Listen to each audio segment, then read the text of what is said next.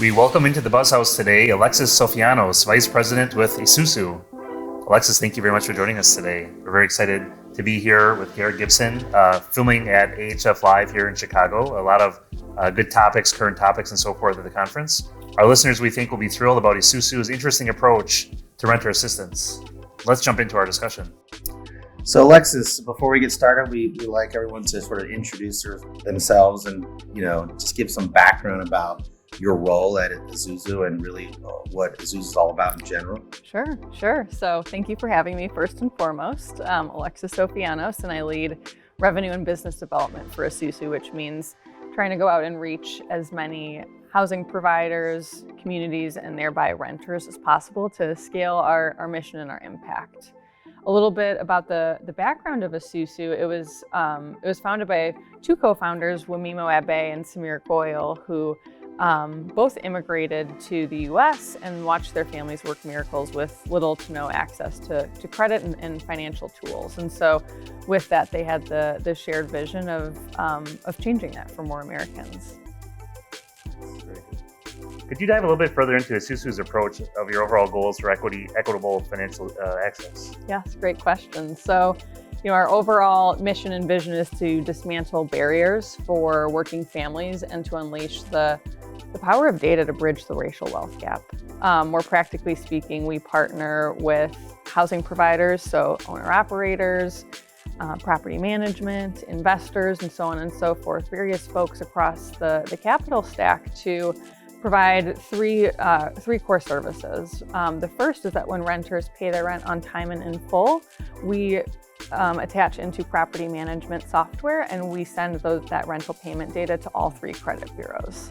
Why that's important is fewer than 10% of renters have their monthly housing payments benefiting their credit score.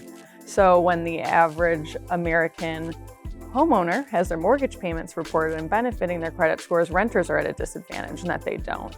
And so it really folds in an equity lens in that credit scores widely vary between a renter and a homeowner or a home buyer, often 100 points on average. But what's worse is when you factor in race, that delta widens even further. And so Isuzu very much intends to flip that script for the renters that we serve. So that's the first service that we offer, very much our bread and butter and where we got started. That's when life is going well. When life is not going well, renters in an Isuzu community have the ability to apply for rent relief through our sister 501c3. And so that rent relief is 0% interest, zero fees, wired directly to property management. And so it keeps a roof over the renter's head, but it also keeps property cash flow healthy.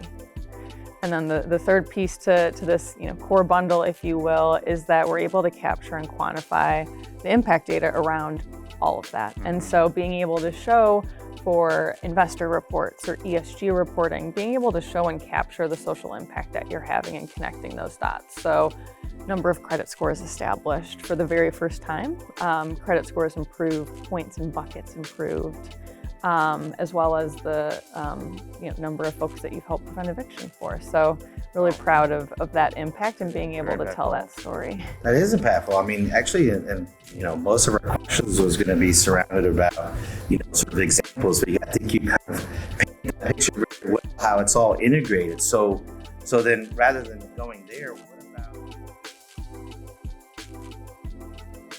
can go, or what are you trying to envision for the future? Because it seems like this is an interesting concept, especially when you're dealing with, let's say, lenders out there that are looking at these portfolio assets. What's next? Great question. More to come, definitely in terms of product offerings and the impact that we're able to have. But really longer term vision is to have the active rent reporting in Isuzu service really become that industry standard. And so right now we are we're helping advance roughly 1 million renters, and our partners cover a little over 3 million rental units. And so really profound impact that we've been able to have, but that's just the tip of the iceberg when you look at the entire US rental market. And so really our immediate focus is to continue to grow and scale. We're able to do that because, again, we operate kind of in the background. And so when you look at other ESG or prop tech solutions, it's pretty manually intensive.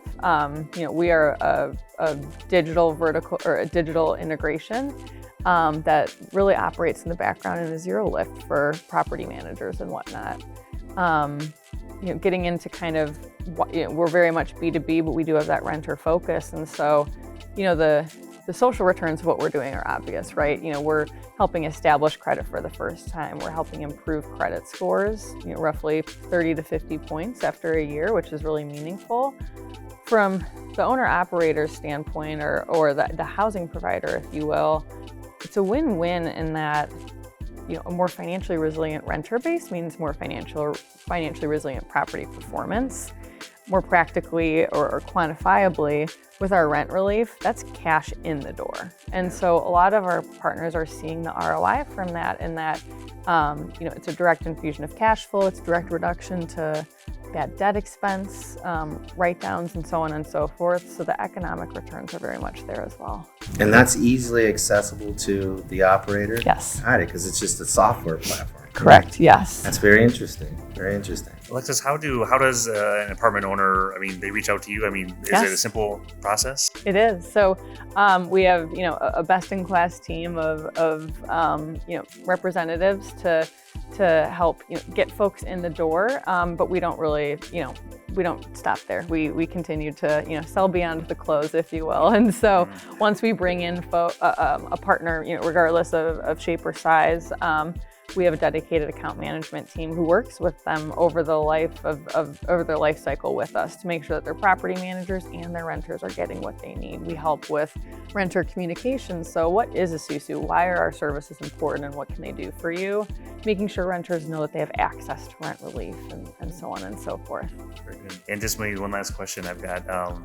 Alexis, is any size property? Is there efficiencies at 20 units, 100 units, or will you really work, like you said, maybe any shape or size? We run the spectrum of shape and size. We definitely got, we cut our teeth, if you will, in the affordable housing space, but we also span all verticals. So single family rentals, student housing, manufactured housing, and whatnot. In terms of size and scale, we have actually two programs with both government agencies, so both Freddie and Fannie, whereby their borrowers and our mutual customers in common are eligible for cash incentives to offset the cost of service, as well as discounted service fees. So, working with both agencies, sometimes larger deals will receive higher incentives, just since our model is on a per unit basis, but we work with all shapes and sizes. So, obviously you've been here at this conference. What about from on the affordable side, from the investors? Have you had good reactions from them? Very much so. We're actually working with a few, LIHTC equity syndicators or direct investors, and as well as on the market rate side, we've actually had a lot of luck on the investor side where they're mandating or pushing our platform across their fund. And so really on the investor side, there's so much investor demand for the data and being able to report on the impact. And so, yes, again, the social and economic returns are fabulous, but really being able to capture that data and tell that story is a benefit that we're able to provide. Thank you for joining us today. Thank you, SUSU, for this creative project. There's so much discussion around what can we do for renters, and as they kind of move forward, the credit score, maybe future home ownership, whatever's best. So thank you so much for your time today. Thanks for having me. This is great. Thank you for showing up here at AHF Live. Perfect. Thank you. Yes. We welcome into the BuzzHouse today Ben Gillespie, a senior originator at List Strategic Investments. Ben, thanks so much for joining us today here. Thanks for having me. Appreciate it. We're recording here today at AHF Live, their annual conference 2022. Ben, always great to catch up with you. Yes. And let's jump right into our discussion. I'll turn over to Garrett. Yes, Ben, tell us a little bit about your background for our listeners and what you do at LISC and what your role is there and kind of just a general overview. Sure. So I must say, thank you. Got me some cool points at my house. I have an 8-year-old. Someone's going on a podcast. He's like, Dad, how many millions of followers do they have?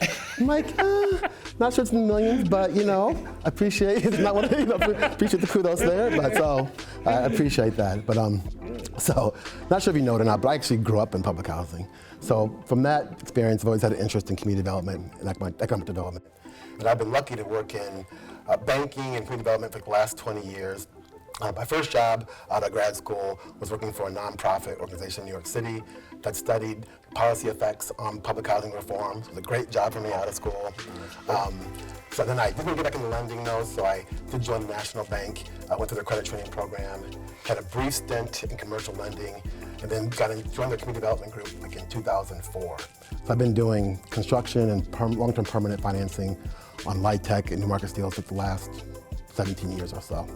And through that though, I mean, a great time working at national banks. I mean, a lot of cool developers, great financing partners, but the opportunity to work at LISC, to be able to provide kind of more nimble and flexible financing was very appealing.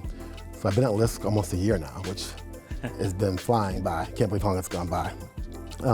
So for those who don't know, LISC, it's a national CDFI, community development financial institution. Been around for 40 years, we have local offices in 38 cities. We originate almost $2 billion a year in financing for affordable housing and community development projects. So even though LISC has been around for 40 years, my team, which is LISC Strategic Investments, has only been around for about 3 or 4 years.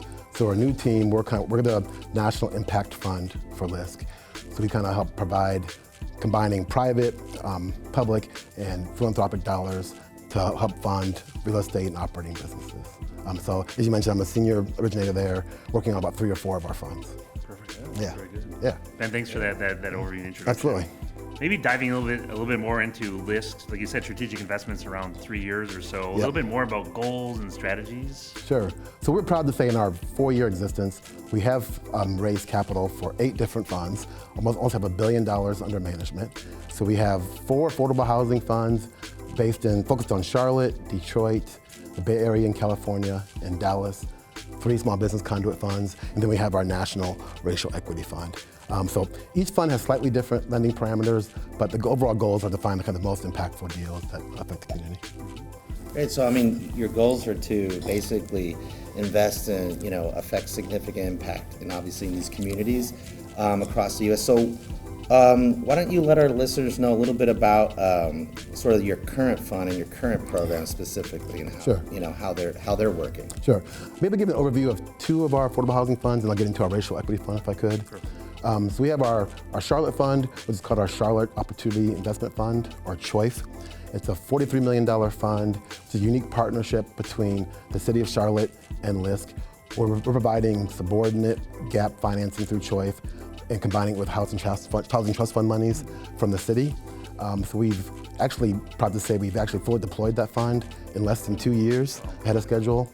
We've produced over 1,000 units of affordable housing. Most of those units have 30-year affordability covenants on it, making sure they stay affordable for the long run. Our newest fund is in Dallas, Texas. We have called our Dallas Housing Investment Fund. Brand new fund with a partnership with the City of Dallas, provided seed money for that fund early this year. And we've already closed 2 deals in this fund, we're excited to say. One was a light tech deal. We provided subordinate gap financing, construction and permanent financing. And the second was pre-dev acquisition financing for another light tech deal. So those are great deal. Developing a very robust pipeline for that. And then lastly is what we call our flagship fund, which is our racial equity fund, which is the Black Economic Development Fund. It's a $250 million fund. It's national. It started in 2021 after the George Floyd tragedy in Minnesota. Netflix came up with a great idea about how to help bridge the racial wealth gap. They ended up committing 2% of their cash proceeds, didn't have it sitting in black banks. From that commitment, they worked with us to kind of develop a fund. And what's really unique about it is that most of our funds rely on bank CRA dollars or foundation money. But with this fund, corporate America really stepped up and realized they had an expanded role in community development. So we have the likes of Costco, Dick's Sporting Goods, Netflix, PayPal, have all stepped up and entrusted us with $250 million and challenged us to find the most impactful deals out there. Yeah. Yeah, so good stuff. I didn't know that. That's great. And with that fund, Ben, is that housing? Is it just community development? Yes. Right, so that fund, it's agnostic to industry. Okay. It can be used for market rate housing, affordable housing, commercial real estate, operating businesses. Just as long as the borrower entity is majority owned, black owned, and it has a substantial impact for that community, it can be used for pretty much anything.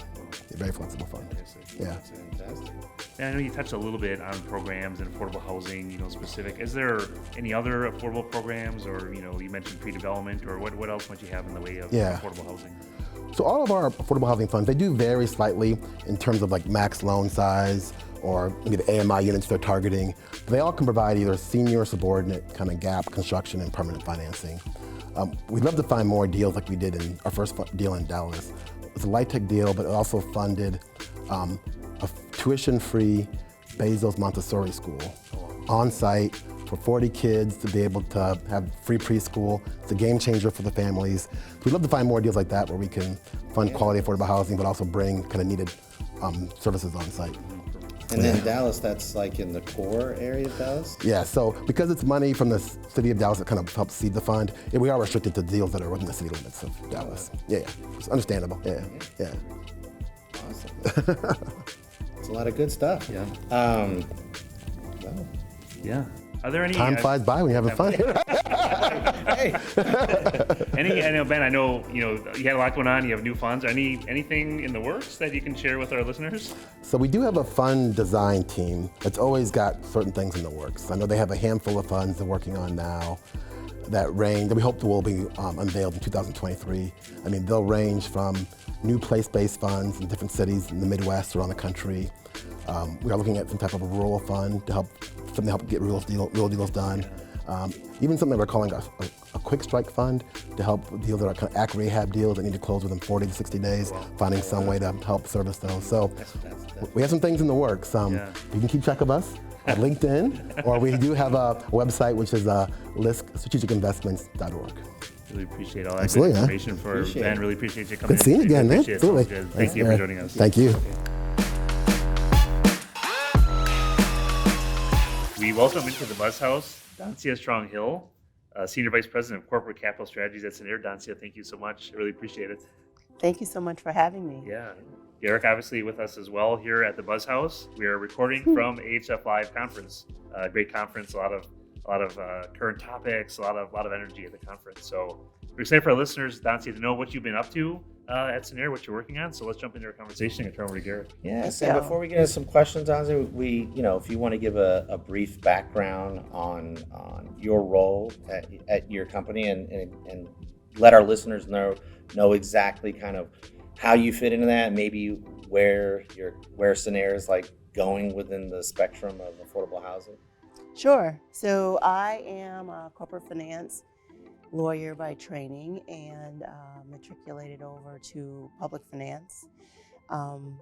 I have been working in community development for a while. I went over to Scenair. I work with all of our platforms. So we are a nonprofit syndicator. We also have CDFI, and we obtain a new markets tax credit allocation, and we have a real estate development company. And so I work across all of those platforms to make sure that we are deepening our relationships with our investors and partners. And I've been in this role for about a year. And so one of the things that I'm also assigned to work on is our Ubuntu fund, which is something new that Scenair is working on. Perfect. With that, it's a perfect segue. That was my next question for you is, we've had the opportunity to talk a little bit about the Ubuntu Fund, kind of Scenair's Equitable Access Fund for BIPOC developers accessing local housing tax credits. Would you be able to jump in and let our listeners know a little bit about the fund? And we're kind of excited. Sure. We're really excited about the opportunity to work in this space in a more intentional way. So Ubuntu is a concept that comes from Southern Africa, and it speaks to rectifying long-term inequities, reconciliation. Bishop Desmond Tutu talked about this as a concept. And so we adopted this because what we are attempting to do is to make sure that developers who have long not been able to access low-income housing tax credits as a tool to build housing can get access to that. And the way that we are thinking about this fund, which is expected to be about $60 million initially, with the opportunity to grow it depending on pipeline, is that it is a way for investors who are looking at this demographic differently can participate in this. So we have additional reserves at the top tier of the fund, which will serve as a way to mitigate risk that would normally be addressed through the personal balance sheet of developers, because these developers are part of a community that has not been able to develop the same kind of wealth that others have been able to for historical reasons, redlining, inability to own homes, which means an inability to have the kind of wealth that is passed down generationally. So this way we hope to mitigate or do something different than the traditional underwriting guidelines around net worth, both liquidity, both net worth and the money you have available at any particular time. So those are the attributes of some of the attributes of the fund. We'd also like, where possible, to be able to offer something more than the traditional 20% of developer fee at closing. We understand that that's not always going to be possible, but we're open to that with our investors. We also have Baker Tilly as a partner in this fund to provide technical expertise and assistance to get us to closing, but also to build the capacity of these developers so that the next time they do a transaction like this, they have the additional tools in their toolbox for this. And then finally, those are the attributes of the fund. We talk about the attributes of the developers that we're looking to partner with. And those are developers who have worked at large LIHTC firms. They have already run deals. Quite a few deals are what we're finding. We are also working with developers who have done commercial real estate deals quite a bit, but may not have done a LIHTC deal, but have been able to secure an allocation. And then finally, those who have partnered with others for balance sheet reasons in the past, but now, given a different way that we're looking at mitigating the risk of construction completion not happening, then here's an opportunity for them to also participate. So those are the three types of developers that we're looking at. That's awesome. And so we get that perspective and that fund from the developers, but how have you talked to investors? Are investors looking at this particular type of fund? And is this, do these investors need to look at this LIHTC project through a completely different lens, or is it business as usual? So investors actually approached Sanair about coming forward with ideas of how we might be able to put forward a fund like this. And so they obviously have gotten comfortable with the idea of trying to work through something to offer an opportunity to folks who don't have the same levels of income and assets. And so we're not going to underwrite this differently than other transactions or other funds, but what we are seeing, or how investors are looking at this differently, is that they are willing to look at other ways of mitigating the risk of construction completion, and that is through, we can provide some excess or additional reserves and use those as the mitigants, but everything else would be about the same. We think that this shifting of availability of liquidity in a different place is just a shift. It doesn't require anything else, but instead of looking to you, we're going to look over here. Yeah. I love it. Nancy, one last question for you. As you kind of started out with your role at Sanair, and Sanair is in so many spaces in affordable housing and community development, is there anything else you can share, like anything, new programs, or just what's new at Scenair? And what do you Yeah, so not a whole lot that's new, Yeah. but we will, we've been a long-term supporter of Associates in Commercial Real Estate, which is the ACRE program. Probably a good place to have a podcast, a visit to the BuzzHouse. So we will continue to support ACRE, which has been the largest source of BIPOC developers in the Midwest, and certainly who work with us as partners. We have another program that we support.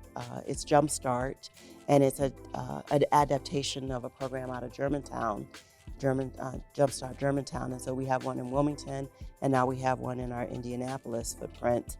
And those are more focused on developers who want to work one project at a time in a single family kind of approach, or maybe a smaller Class B, Class C property. And then we have an initiative called We Build in Detroit, which is a roundtable of 5 women of color who are working in real estate development, where we are making below market loans available to them and other kinds of technical support. And I guess the one thing that might be new is our focus on ESG and really setting that out for investors to have, and a summary and analysis of each fund that we'll be doing. And those are in Detroit, that's for single family home? So the We Build, some of the women are looking at single family. Some of them are doing much larger projects, and some are construction company owners. But the ESG is for all of our funds. We will be setting out those elements and have a summary of how we're performing and moving forward. Very good. Yeah, it's good data. Yeah, good. Thank you. Thank you very much for your time today. Busy schedule, but it's a lot of good information our listeners will enjoy. Thank you so much. We Thank you. appreciate it.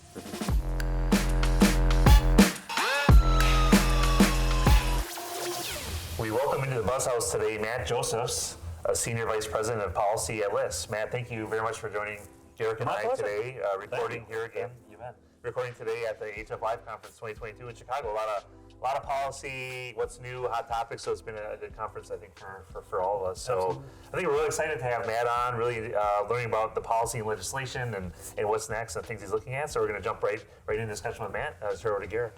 Yeah, so before we get into questions, Matt, why don't you let our listeners know a little bit about your professional background and your role at LISC as the Senior Vice President of Policy. Yeah, so thank you again for having me. It's an exciting opportunity. I'm Matt Josephs. I'm the Senior Vice President of Policy for LISC, the Local Initiative Support Corporation. We're a national nonprofit housing and community development organization. We have local offices in 38 different cities throughout the U.S., and I head up the company's national government affairs work.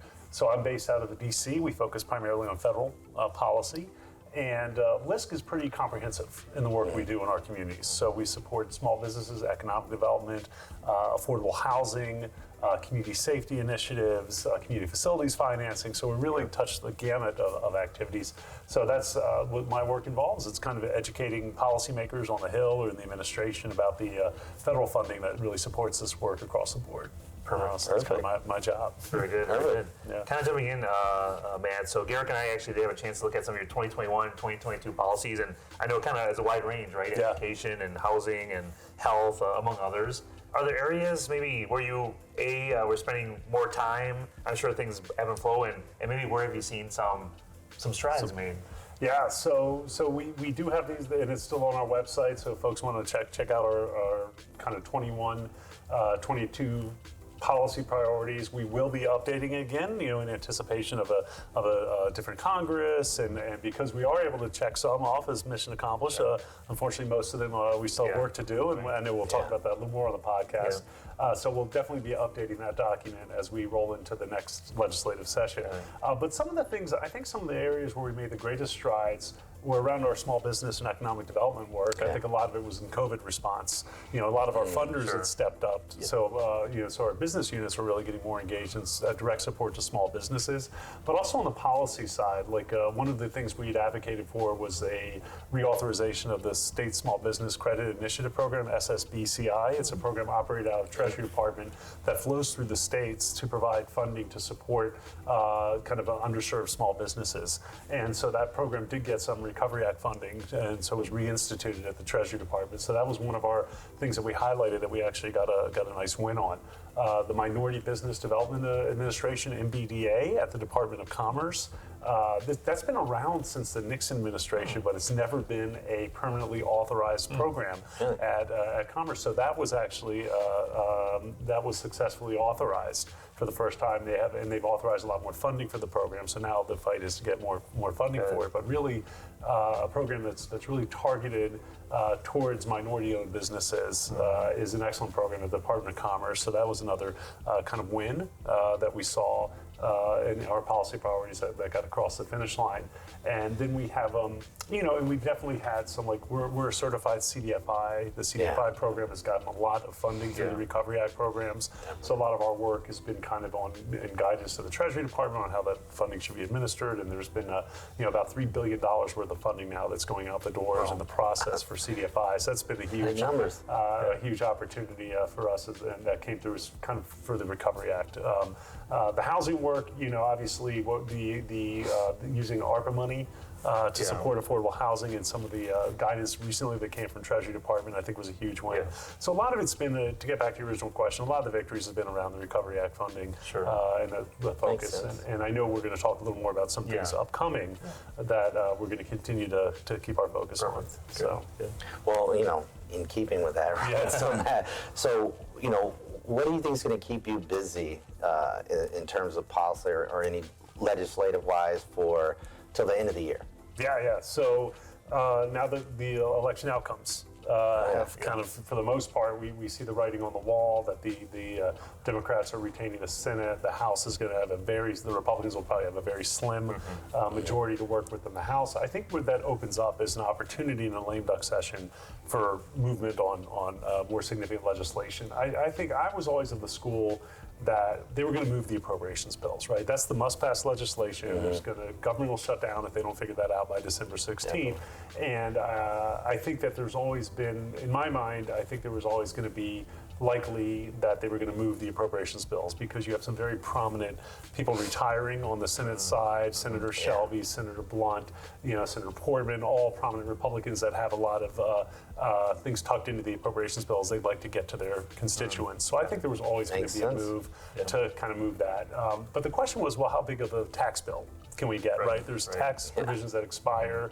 Will we get a big bill? And I think that if the Republicans had resounding victories where they flipped the Senate, where they had a big cushion on the House, then the incentive would be they would just kick the can. They would rather negotiate this from a position of more strength. But now that that's not really the case, the question is, will we be able to get some things across the finish line? And I think the priorities are around low-income housing tax credit, right? We have an expiring, right? 12.5% increase in the 9% formula. That expired, and we have to get that extended and maybe even added on, right? We have this huge priority around the private activity bonds to lower the threshold from 50% to 25%. Waiting on that one. Can we get that across the finish line and really, but anything we can do to get more financing to cover the gaps we're all seeing, I think, is what we critically need, and that's why these, like the LIHTC provisions, are so important. New market tax credits. I know the Baker Tilly folks, that's obviously, you've done some great work in that space. Those don't expire until 2025, but this could be an opportunity for a permanent extension of the program.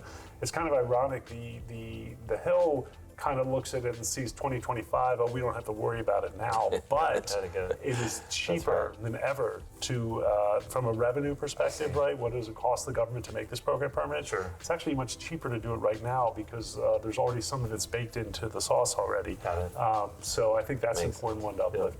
And the other one that on the tax side that we're really focused on is the Neighborhood Homes Investment Act. This would create a new tax credit to support single-family homes in distressed communities. So it's kind of modeled like LIHTC in the delivery mechanism. The states get a formula allocation of these federal credits, but for single-family homes that are in distressed neighborhoods, where the value to the costs of developing the homes or rehabbing them is more than you can sell the home for, right? That kind of appraisal gap or value gap, whatever you want to call it. But what if we got a tax credit to cover that portion? So now an investor or developer knows they can do those homes, because at the end of the day, if they can't get the rate they need to cover their costs, they can cover it through the tax credit they'll get. So that's something we're really excited about. There was a House bill has close to 100 co-sponsors. I think about 30% Republicans, so it is very bipartisan. There's a Senate bill that's also got over, close to 24 co-sponsors. Wow. So, we've really been making great strides with that, and we're hoping we get that across the finish line if we can get a big enough tax package. Right. So that's what we're focusing on. We talked about that one before. Yeah, okay. That's On the interesting. podcast, Yeah, that's that's great. it. Man, so that takes us, through lame duck. I mean, then what's ahead in 2023? Well, unfortunately, if we can't do all this, this becomes a top priority. A lot of us are already looking ahead to what will the Affordable Housing Credit Improvement Act, right? That's the main tax credit legislation that Senator Cantwell and Delbene have been pushing from the Democratic side, and Winstrup on the House side, and Todd Young on the Senate side have been pushing very bipartisan legislation. So what will that look like next year, right? Maybe a couple of these provisions we get taken care of, right? If we can get that bond provision taken care of, then we can take that out of the bill. But can we get that package back together? Are there new provisions we can put in that legislation that we need now? That's something we're all having conversations about. Looking forward to next session of Congress. And again, if making new markets permanent, if we can't get that done now, the neighborhood homes, that'll be some critical things. Some things outside of the Hill, Community Reinvestment Act. Right, that was a huge. In the summer we were all preparing our comments on that. We don't know. My guess is that they may put out the next set of regulations in the first quarter. I think certain, probably portions of it will be for implementing, but others they may ask for additional comments. So I think we'll have to weigh in on that. We're particularly concerned that if there's no separate investment test anymore, will people have the appetite for things like the low-income housing tax credit? So that's something we're keeping an eye on very closely. So Perfect. So Perfect. We actually like to ask policy folks that come on, like, what's your advice for our listeners in order for them to, what can they do from an advocacy point of view? And what is your advice to them? Yeah, so for the listeners, the developers out there in particular, you should be doing ribbon cuttings, you should be doing groundbreakings, right? Any opportunity you have to get the members out to your events to see what you're doing is always the best selling point. It makes it so much easier to sell a program to a member if they've actually visited a property. They know how it works. So I would say look for every opportunity. And the first thing you do, it sometimes frustrates me when I see the invitations have gone out, they've set the date, and they picked a date when they're in session in Congress. These guys are home now, almost more than they're in D.C. They're home now, especially during election years. So the first thing you need to do when planning an event, please check the congressional calendar and try to pick a day when you know they'll be home in recess. And if you can't get the member to show up, you should be inviting the staff people, the local district staff people, and at least acknowledge them, or maybe even if there's time in the agenda, they can say a couple words on behalf of the member. But that's really what it's showcasing the projects. And there's always project tours. Right? If you miss it, if they can't do a groundbreaking, if you miss the opportunity for your ribbon cutting, then give them a tour down the road. So I've been to many of them. They're great. They really are. Very cool. Matt, thank you very much for your time. It's a busy schedule here at the conference. A lot of good information. I know our listeners will really appreciate it, so thank you, Matt. Well, I appreciate you all inviting me. Sounds good. Thanks. All right. Perfect. Thank you. All right.